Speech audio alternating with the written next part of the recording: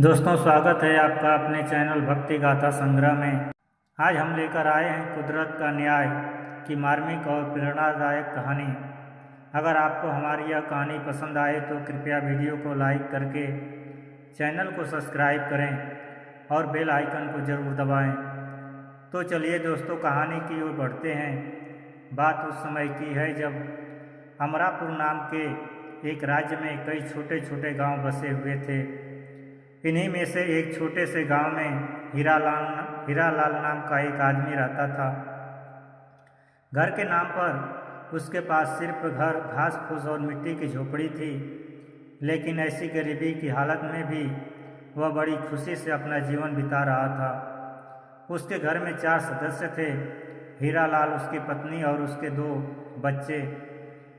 गांव वाले अक्सर हीरालाल से पूछते, हीरालाल, तुम हर रोज़ इतनी मेहनत करते हो, फिर भी तुम्हारी गरीबी खत्म क्यों नहीं होती? इस पर हीरालाल उन्हें मुस्कुराकर कहता, मेरे घर में सुख और शांति है। धन दौलत मेरे लिए कोई मायने नहीं रखती। उस गांव में 2 तरह के लोग रहते थे। एक तरफ बहुत अमीर लोग थे, जिनके घर महलों जैसे थे और उनके घरों में हर तरह की सुख सुविधाएं मौजूद थी। वे लोग गरीबों को कुछ नहीं समझते थे। दूसरी तरफ गांव के गरीब लोग थे, जिन्हें 2 वक्त की रोटी के लिए कड़ी मेहनत और मजदूरी करनी पड़ती थी। हीरालाल मेहनती होने के साथ साथ ईश्वर पर विश्वास रखने वाला भी था। उसे मेहनत मजदूरी करके जो भी मिलता हुआ उसे ईश्वर की इच्छा समझकर अपने परिवार का भरण पोषण करता। लेकिन कभी कभी हालात ऐसे हो जाते कि उसे भूखा भी रहना पड़ता था। ऐसी हालत में जब वह किसी से सहायता मांगने जाता तो गांव के अमीर लोग उससे कहते, तुम तो हमेशा यही कहते हो कि तुम्हारे लिए धन दौलत कुछ मायने नहीं रखती और यह सब ईश्वर की इच्छा है। तो जाओ, जाकर अपने ईश्वर से रोटी मांगो और हमारे सामने हाथ क्यों फैलाते हो? उन अमीर लोगों की यह बातें सुनकर हीरालाल का दिल टूट जाता, लेकिन फिर भी उसके चेहरे पर एक मुस्कुराहट रहती थी। वह अपने आप को समझाता, ईश्वर के घर में देर है लेकिन अंधेर नहीं है। अवश्य ही मेरे दिन भी जरूर बदलेंगे। बात असल में यह थी कि हीरालाल की हालत हमेशा से ऐसी नहीं थी। एक समय वह भी था जब वह बहुत अमीर हुआ करता था। उसका भी गांव में एक बड़ा सा घर था और वह अमरापुर नगर में जाकर व्यापार करता था। उसकी दुकान पर हमेशा ग्राहकों की भीड़ लगी रहती थी। वह अपने हर ग्राहक से बड़े प्यार से बात करता और पूरी ईमानदारी के साथ अपना काम करता। उसके मन में कभी ज़्यादा मुनाफा कमाने का लालच नहीं आया, इसलिए उसके सामान की कीमतें भी दूसरे व्यापारियों के मुकाबले बहुत कम होती थी। इस कारण आसपास के व्यापारी उससे बहुत ईर्ष्या करते थे। वे समझते थे कि जब तक इस बाजार में हीरालाल की दुकान है, तब तक उनकी दुकानों पर कोई ग्राहक नहीं आएगा। इसीलिए उन सभी ने मिलकर एक षड्यंत्र रच डाला कि क्यों ना हीरालाल को इस बाजार से बाहर निकाल दिया जाए। एक दिन सभी व्यापारियों ने मिलकर अपनी मिलीभगत से एक दूसरे शहर के व्यापारी को बुलाया, जिसका नाम भंवरलाल था। भंवरलाल भी एक बड़ा व्यापारी था और वह हमेशा अपने काफिले के साथ यात्रा करता था, लेकिन वह अक्सर बेईमानी से काम करता और लोगों को ठगता था। जब भंवरलाल नाम का यह बेईमान व्यापारी हीरालाल के पास पहुंचा तो उसके सामने वह ऐसे पेश आने लगा जैसे कि वह एक बहुत ईमानदार व्यापारी हो। उसने कहा, मैं तारानगर से आया हूँ। मैंने तुम्हारे कपड़ों और तुम्हारी ईमानदारी के बारे में बहुत तारीफ़ें सुनी है। मैं तुम्हारी दुकान का सारा कपड़ा खरीदना चाहता हूँ, लेकिन मेरे पास इतना समय, इतने पैसे नहीं है। तारानगर से मेरा एक दूसरा काफिला आ रहा है, जो मेरे भाई के साथ आ रहा है। उसके पास भी काफ़ी सामान है। वह जैसे ही अमरापुर के बाजार में पहुंचेगा, मैं उससे रकम लेकर तुम्हें कपड़ों की कीमत चुका दूंगा। वह आज शाम तक आ ही जाएगा। हीरालाल ने उस व्यापारी को बड़े गौर से देखा और कहा, भाई, आप एक बहुत नेक आदमी मालूम होते हैं। व्यापार में एक दूसरे पर भरोसा तो करना ही पड़ता है। मैं आपको अपना सारा कपड़ा दे देता हूँ। शाम तक आप मुझे मेरी रकम वापस कर देना, लेकिन तब तक आपको मेरे पास ही बैठना होगा। भंवरलाल ने कहा, हाँ, मैं यहीं हूँ, तुम बिल्कुल चिंता मत करो। तब तक हीरालाल ने उस बेईमान व्यापारी के घोड़ों पर अपना सामान लदवा दिया और फिर सभी घुड़सवार अपना काफिला लेकर अमरापुर के बाजार से निकल गए, जबकि वह बेईमान व्यापारी वहीं हीरालाल के पास बैठकर इधर उधर की बातें करने लगा। मन ही मन सोच रहा था कि अब किस तरह यहाँ से फरार हुआ जाए। शाम होने पर जब मंदिर की घंटियों की आवाज़ आने लगी तो वह व्यापारी हीरालाल से बोला, चलो भाई, मंदिर में पूजा का समय हो गया है, हम भी चलकर भगवान के दर्शन करते हैं और माथा टेक लेते हैं। फिर हीरालाल उस व्यापारी के साथ मंदिर में माथा टेकने के लिए चला गया। वे दोनों मंदिर में एक साथ दाखिल हुए। उन्होंने भगवान के दर्शन किए, माथा टेका। उसके बाद हीरालाल ने देखा कि वह व्यापारी मंदिर में मौजूद नहीं था। हीरालाल ने उस व्यापारी को ढूंढने की बहुत कोशिश की, लेकिन इतने ज़्यादा लोगों के बीच में वह कहीं भी उसे नज़र नहीं आया। घबराकर हीरालाल वापस अपनी दुकान की तरफ दौड़ा। जब वह दुकान पर पहुंचा तो उसने देखा कि व्यापारी वहां भी मौजूद नहीं था। यह देखकर अब हीरालाल परेशान हो चुका था, लेकिन उसने अपना हौसला नहीं छोड़ा। वह अपनी दुकान पर ही बैठ गया और सोचने लगा कि शायद उस व्यापारी को कोई काम आ गया होगा, इसीलिए वह चला गया और एक दिन में उस काफिला भी वापस आ जाएगा। लेकिन कुछ दिन बीत जाने के बाद भी व्यापारी की कोई खबर नहीं लगी और न ही उसका कोई काफिला आया। अब तो हीरालाल को भी यह बात समझ में आ गई कि वह व्यापारी कोई बहुरूपिया था जो उसका सब कुछ लूट कर ले गया। इधर हीरालाल ने कुछ लोगों से कर्ज ले रखा था और जब उसे वह कर्ज वापस करना था, इसीलिए हीरालाल जो कल तक एक खुशहाल आदमी था, आज गरीब और मजदूर दिखाई दे रहा था। अब तो कर्जदार उसके घर के चक्कर लगाने लगे। तब परेशान होकर एक दिन हीरालाल अपनी पत्नी और बच्चों को लेकर गांव से बाहर जाकर एक झोपड़ी में बस गया। वह झोपड़ी में रहकर अपना समय बिताने लगा, लेकिन हीरालाल की मुसीबतें कुछ कम नहीं हुई। वह दिन भर मेहनत करता, कभी किसी के खेत में मजदूरी करता तो कभी लकड़ियां काटकर बेचता।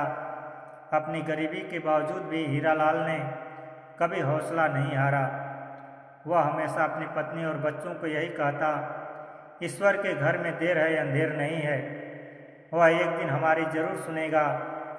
लेकिन अभी तो उसके लिए मुसीबतें और भी आने वाली थी।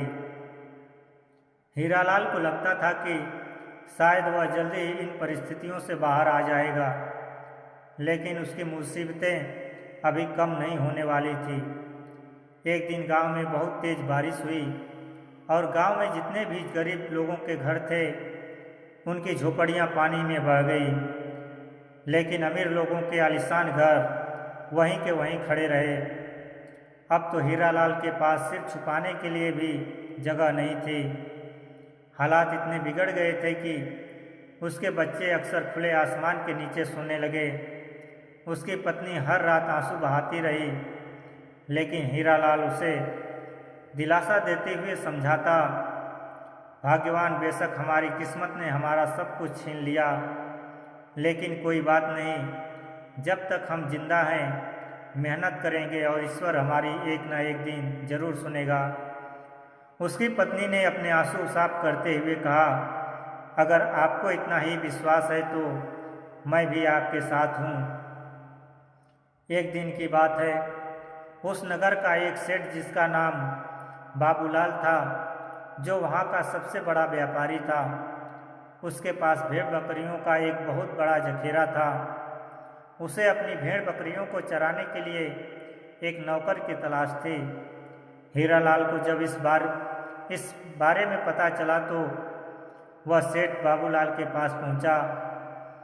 सेठ बाबूलाल ने कहा, पिछले कई दिनों से मेरी भेड़ बकरियों को चराने वाला छुट्टी पर गया हुआ है। अगर तुम चाहो तो इन बकरियों की देखभाल तुम कर सकते हो। इसके बदले में मैं तुम्हें कुछ पैसे दे दिया करूँगा। हीरालाल ने तुरंत हाँ कर दिया। अब तो वह हर रोज़ अपनी लाठी उठाकर पहाड़ियों की तरफ निकल जाता। वह सारा दिन भेड़ बकरियों को चराता रहता। अब गांव के लोग उसे हीरालाल चरवाहे के नाम से पुकारने लगे थे। पूरा दिन मेहनत करने के बाद जब उसे कुछ पैसे मिलते तो वह उन पैसों से खाने का सामान खरीद कर घर ले जाता और अपनी पत्नी और बच्चों का पेट भरता। कभी कभी वह खुद भूखा रह जाता और पानी पीकर ही रात बिता लेता। लेकिन उसे विश्वास था कि एक ना एक दिन उसके हालात जरूर बदलेंगे। एक दिन की बात है, जब हीरालाल अपनी बकरियों को लेकर जंगल की तरफ गया। थकावट होने के कारण वह एक पेड़ के नीचे आराम करने लगा। कुछ ही देर में उसकी आंख लग गई। जब उसकी आंख खुली तो बकरियां वहां मौजूद नहीं थी। बकरियों को वहां न पाकर हीरालाल फौरन उठ बैठा और घबराकर बकरियों को इधर उधर ढूंढने लगा। उसने भेड़ बकरियों को ढूंढने की बड़ी कोशिश की, लेकिन जंगल में उसे कहीं भी बकरियां नहीं मिली और फिर वह बहुत निराश हो गया। लेकिन उसके पास कोई दूसरा चारा भी नहीं था। वह सीधा अपने सेठ के पास पहुंचा। उसके चेहरे पर डर साफ दिखाई दे रहा था। सेठ ने गुस्से से पूछा, हीरालाल, तुम यहाँ अकेले क्या कर रहे हो? मेरी बकरियाँ कहाँ आ गई? हीरालाल ने एक ठंडी सांस ली और जवाब दिया, साहब, मैं सो गया था। मेरी आंख लग गई थी और जब मैं उठा तो बकरियां जंगल में कहीं खो गई थी। मुझे कुछ समय की मोहलत दीजिए, मैं अवश्य ही बकरियों को निकालूंगा। यह सुनकर सेठ बाबूलाल का चेहरा गुस्से से लाल हो गया और वह तिलमिलाकर बोला, क्या तुम्हें मोहलत चाहिए? तुम जानते हो कि मेरे लिए वह बकरियां कितनी कीमती थी। गांव के बाकी लोग भी वहां जमा हो गए। उनमें से एक आदमी ने कहा, अरे यह हीरालाल तो बड़े पहले से ही मनहूस है। इसके पास जो भी चीज़ आती है यह उसे बर्बाद कर देता है। यह सुनकर सेठ ने गुस्से से कहा, हीरालाल, कहीं से भी मेरी भेड़ बकरियां ढूंढकर वापस लाओ, फिर मेरा नुकसान पूरा करो। हीरालाल ने कहा, सेठ जी, मेरे पास तो कुछ भी नहीं है, मैं आपका नुकसान कहाँ से पूरा करूँगा? सेठ ने कहा, तो फिर जब तक मेरा नुकसान पूरा नहीं हो जाता तुम्हें मेरे यहाँ गुलामी करनी पड़ेगी। यही मेरा आखिरी फैसला है। हीरालाल के पास अब कोई दूसरा चारा भी नहीं था। वह जानता था कि अगर उसने मना कर दिया तो गांव वाले उसे चोर समझेंगे और उसे कड़ी सजा देंगे। उसने चुपचाप अपना सिर झुका लिया और कहा, ठीक है सेठ जी, मुझे आपकी गुलामी मंजूर है। अब तो हीरालाल के हालात पहले से भी ज़्यादा बदतर हो चुके थे। वह सारा दिन सेठ के यहाँ काम करता और रात को थकावट से चूर होकर जब अपने घर पहुँचता तो उसकी पत्नी की आंखों में आंसू आ जाते। वह इतना थक चुका होता था कि अपने बच्चों से भी बात करने की हिम्मत उसमें नहीं होती थी। वह अक्सर अपने आप से कहता, हे ईश्वर, अब तो सब कुछ मेरी सहन शक्ति से बाहर हो चुका है। इस तरह हीरालाल को सेठ बाबूलाल के पास काम करते हुए 12 महीने बीत चुका था। इस दौरान हीरालाल ने पूरी मेहनत और लगन से सेठ बाबूलाल का हर काम किया। अब तो सेठ को भी इस बात का एहसास होने लगा कि हीरालाल एक सच्चा और ईमानदार आदमी है। उसने उस दिन झूठ नहीं बोला होगा, बकरियां सचमुच में कहीं खो गई होगी और इसने पूरा 1 साल तक मेरी गुलामी की है।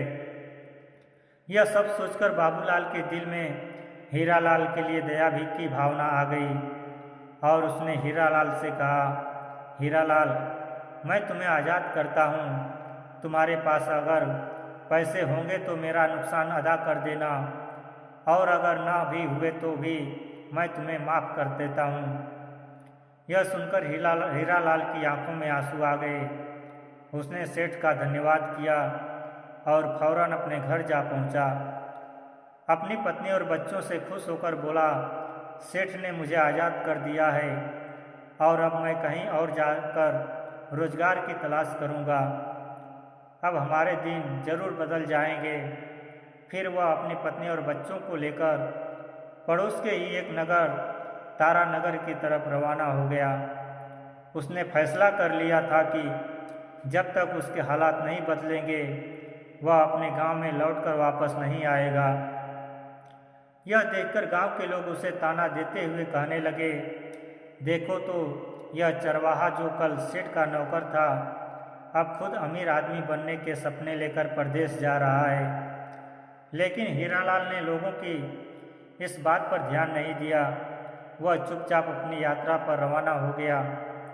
तारानगर पहुंचकर उसने एक छोटी सी झोपड़ी में रहने का इंतजाम किया और फिर तारानगर के बाजार में मेहनत मजदूरी का काम करने लगा।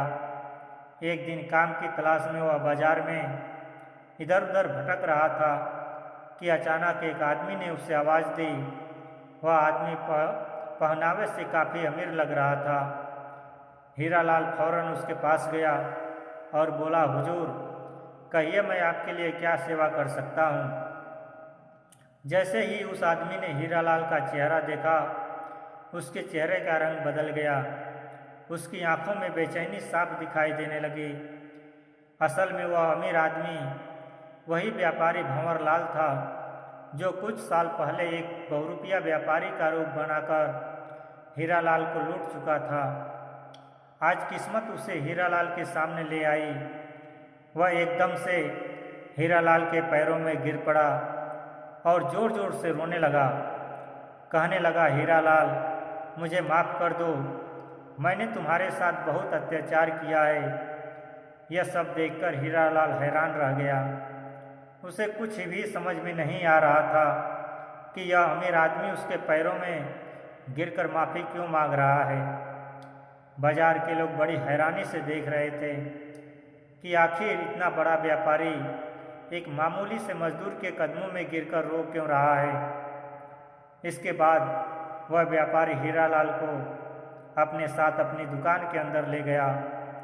उसने दरवाज़ा बंद किया और फिर धीरे से बोला, हीरालाल, मैं वही हूँ जिसने अमरापुर में तुमसे धोखे से तुम्हारा सारा माल लूट लिया था। फिर रोते हुए वह कहने लगा, मैंने यह सब अमरापुर बाजार के व्यापारियों के कहने पर किया था। वे सभी लोग तुमसे जलते थे और चाहते थे कि तुम अमरापुर छोड़कर, इसलिए उन्होंने मुझे ऐसा करने के लिए कहा और फिर मैंने तुम्हारे साथ ऐसा अत्याचार किया।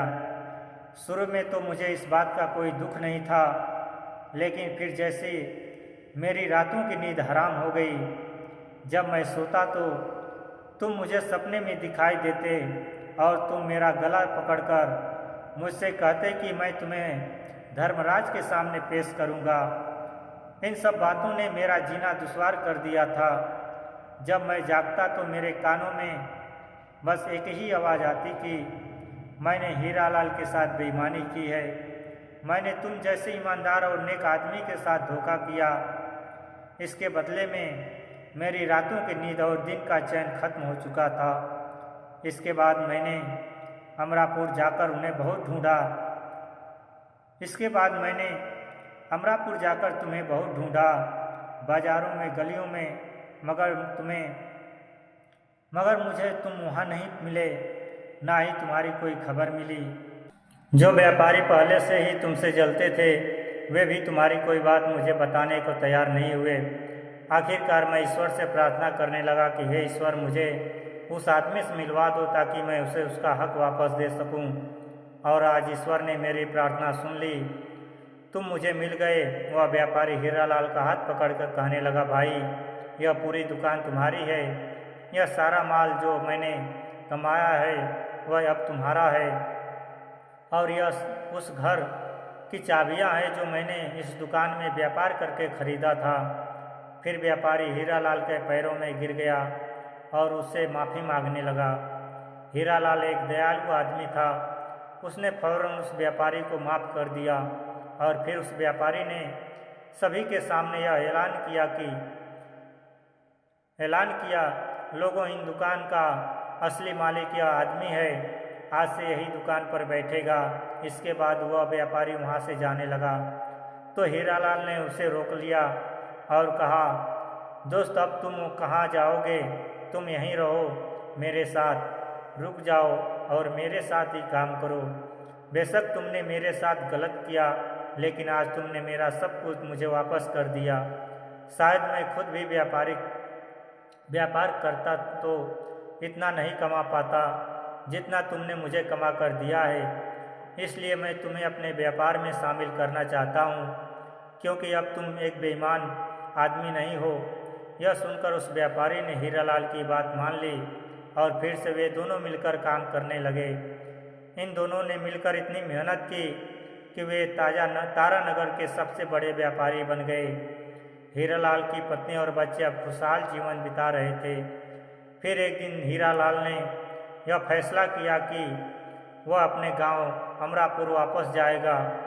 उसने अपने साथ अनाज की बोरियों से लदा हुआ एक काफिला तैयार किया और फिर अमरापुर में अपने गांव में जा पहुंचा। गांव के अमीर लोग उसे देखकर हैरान रह गए। हीरालाल गांव के हर गरीब के दरवाजे पर गया और एक एक अनाज की बोरी सबको देता गया। इस गांव में जितने भी घमंडी व्यापारी थे, हीरालाल की तरक्की देखकर उनका घमंड चूर चूर हो चुका था। किसी ने बिल्कुल सच कहा है कि ईश्वर के घर में देर है लेकिन अंधेर नहीं। दोस्तों, यदि आपको यह कहानी अच्छी लगी तो इसे लाइक करें, अपने मित्रों के साथ साझा करें और हमारे चैनल को सब्सक्राइब करें। इस वीडियो को देखने के लिए आपका हृदय से धन्यवाद। जय श्री कृष्णा। राधे राधे।